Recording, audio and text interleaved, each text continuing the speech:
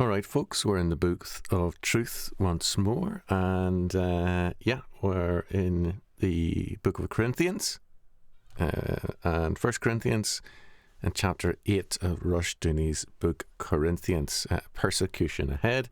So, without further ado, let's get going. 18.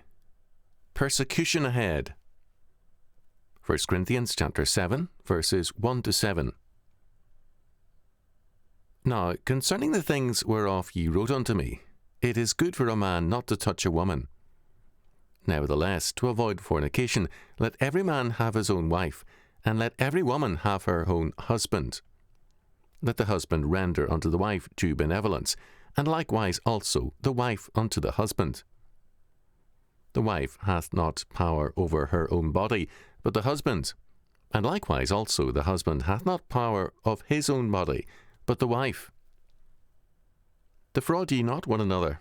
Okay, I don't know if you noticed there, but the waveform, as is very common, is a little bit heavier on the top than the bottom. And what I'm going to do is bring the microphone down a little bit to sort that out a bit. What am I doing? Don't even know. No. Boy, oh. Boy's it here. What on earth? I just don't know how to use this yet. So let's bring that microphone down. And that should balance the waveform out. Or the husband hath not power of his own body, but the wife. Defraud ye not one another. Okay. Hit the wrong button. The husband hath not power of his own body, but the wife. Defraud ye not one the other, except it be with consent for a time, that ye may give yourselves to fasting and prayer, and come together again, that Satan tempt you not for your incontinency. But I speak this by permission, and not of commandment. For I would that all men were even as myself. But every man hath his proper gift of God, one after this manner, and another after that. This entire chapter of 1 Corinthians, more than any other, has been routinely used against Paul. Modernists use it to say he was ascetic, he was anti-marriage, and so on.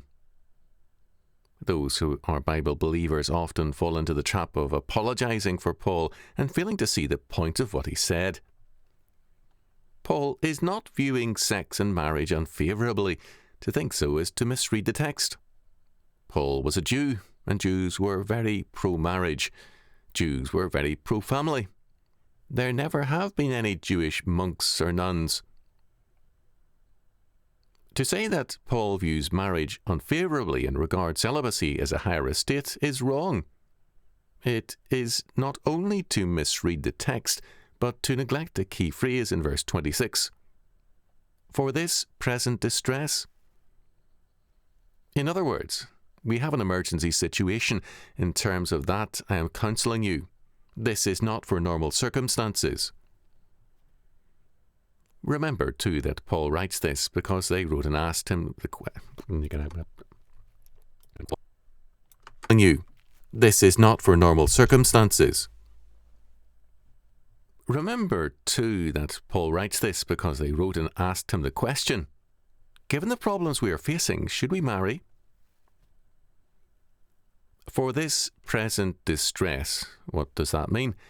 The word distress is a form of Is this your monkey? You see, I have this in some sort of a mode. Volume. Racket. I don't know. For this present distress, what does that mean? The word distress is a form of ananke, meaning a necessity, an emergency, created by circumstances. This places a different meaning on this entire discussion of marriage. What was the present distress or emergency? We will come to that in a minute.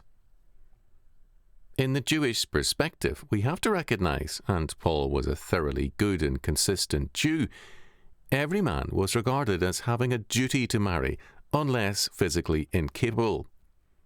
In the Greco-Roman view, however, things physical were regarded as amoral, having no moral consequence. A quote-unquote good man could marry and or fornicate freely, or he could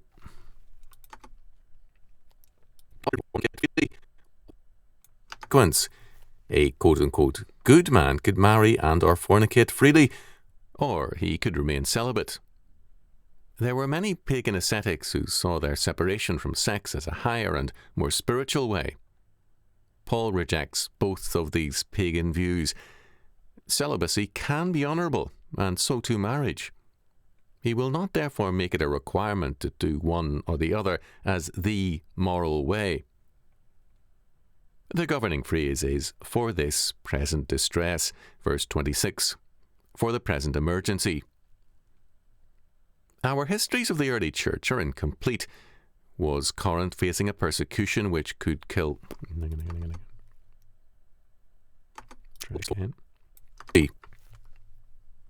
Our histories of the early church are incomplete. Was Corinth facing a persecution which would kill many, leave widows and orphans, and make death more difficult for Christian men? Consider, if you were arrested for your faith and you were given the choice of renouncing your faith and living, or dying and leaving your wife and your children bereft of support, and you knew that the church would do what it could to help them, but there were so many other men who were arrested and facing death, it would be a very, very difficult choice. It is one thing to be ready to die singly for the faith, another to have a wife and children, and have them helpless because of your execution for Christian belief. This is the context of this text, verses 1 to 40. It is also the context of the Corinthian church and its concern, because, as verse 1 tells us, they wrote to Paul asking his counsel in this very urgent matter. Paul's answer is in this context. Some of them are reasonably sure they're going to die, basically for the likely martyr. It is good for a man not to touch a woman, verse 1. This is going to be too difficult for you, so if you are single, stay single. Paul's Jewishness cannot be contested, and there is no asceticism in this heritage. There are no Jewish monks or nuns.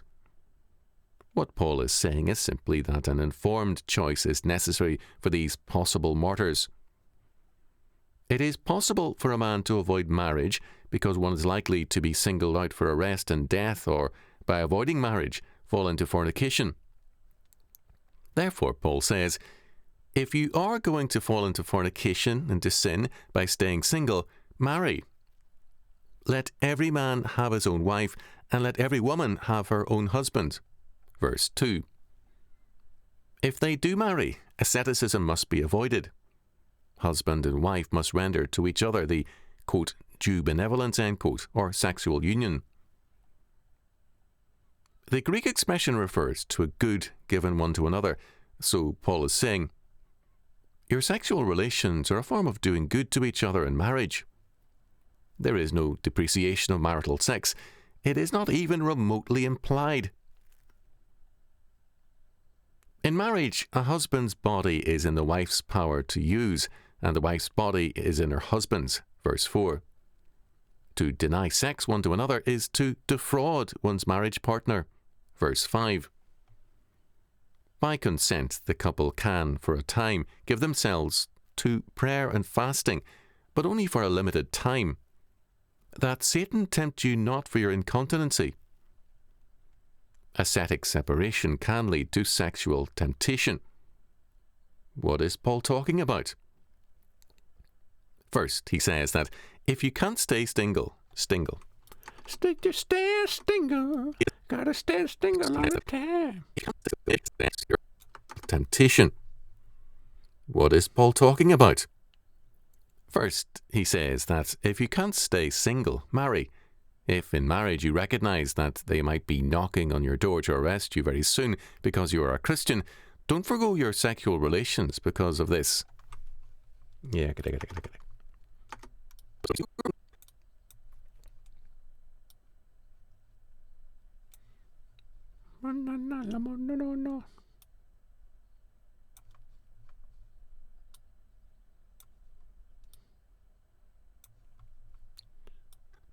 Recognize that they might be knocking on your door to arrest you very soon because you are a Christian.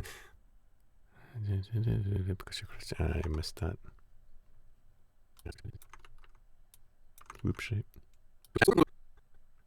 Recognize that they might be knocking on your door to arrest you very soon because you are a Christian. Don't forgo your sexual relations because of this. Yeah, more difficult than it looks. At least I'm making it look difficult. Recognize that they might be knocking on your door to arrest you very soon because you are a Christian. Don't forgo your sexual relations because of this, unless it for a short time. You see, that's a mistake in the text here. Sorry to be sniffy.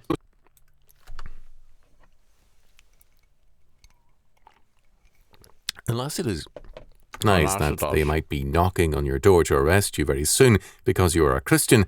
Don't forgo your sexual relations because of this, unless it is for a short time for fasting and prayer to pray for the church under persecution. Paul makes clear that no law of God dictates staying single before persecution, nor getting married, verse 6. The reference here is to verse 2, whether or not one should stay single or marry. He says, "This is a matter for you to decide in terms of your situation and your character." Once married, however, God's law requires a mutual obligation. The permission to marry or to stay single is exactly that, a permission. But once a man or a woman chooses one or the other, they are then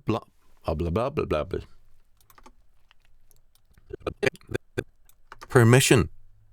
But once a man or a woman chooses one or the other, they are then obligated to be faithful to its conditions. They cannot marry and act like a monk. Obedience to God's law is always obligatory. Paul in verse 7 says that he wishes that all men were as he, single and able to stay single. Of course, Paul was somewhat older. Paul, according to Acts, consented to Stephen's death. Acts chapter 8 verse 1, chapter 22 verse 20. If this means that he voted for it in the Sanhedrin, as the text seems to indicate, it means also that Paul was either a married man or a widower, because a single man could not take part in the Sanhedrin. That was an interesting aspect of the Old Testament, of the law.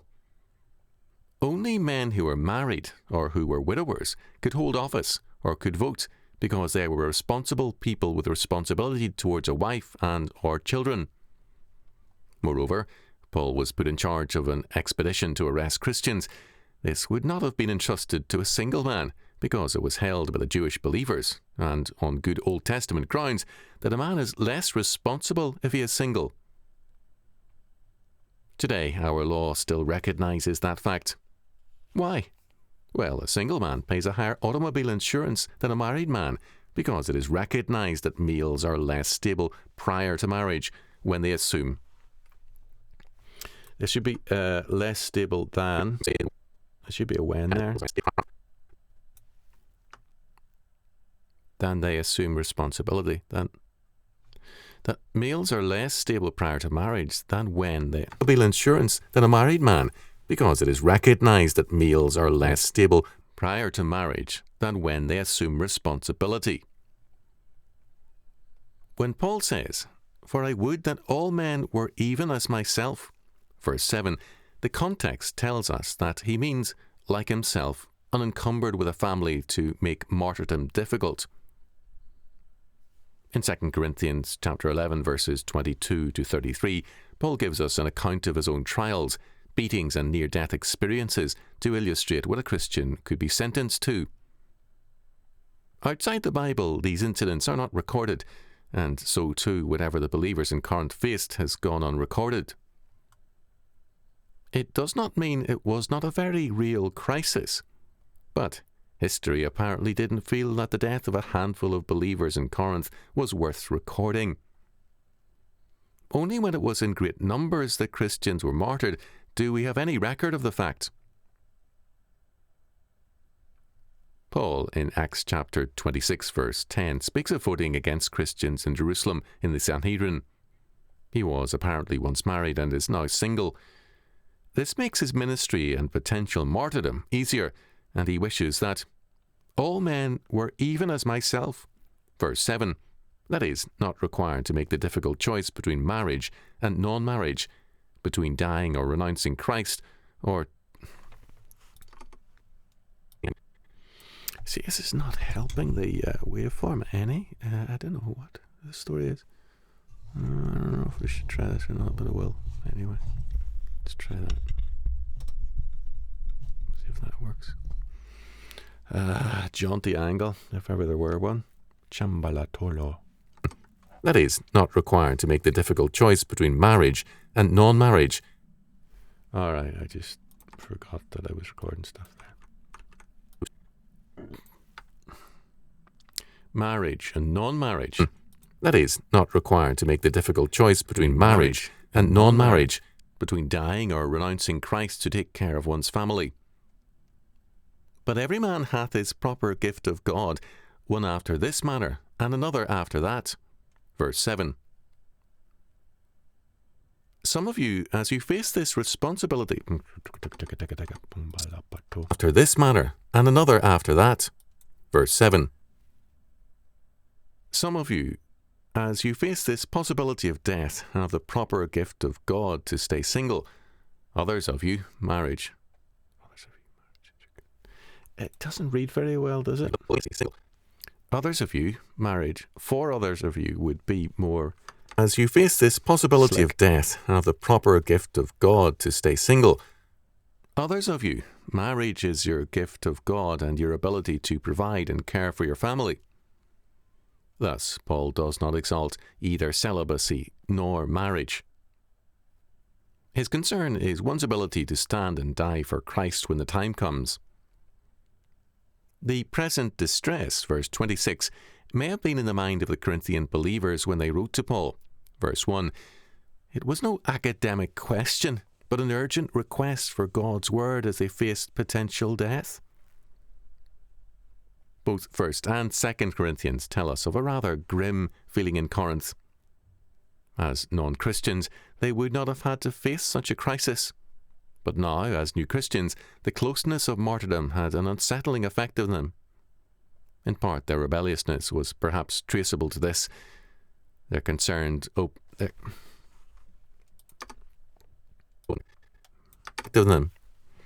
In part, their rebelliousness was perhaps traceable to this.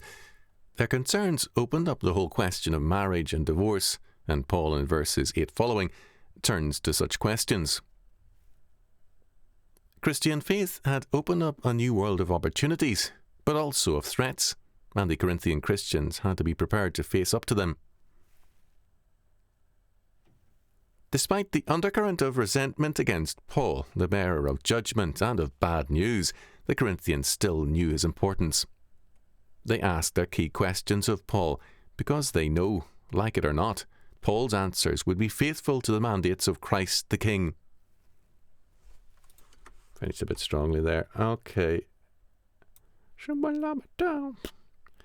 All right. I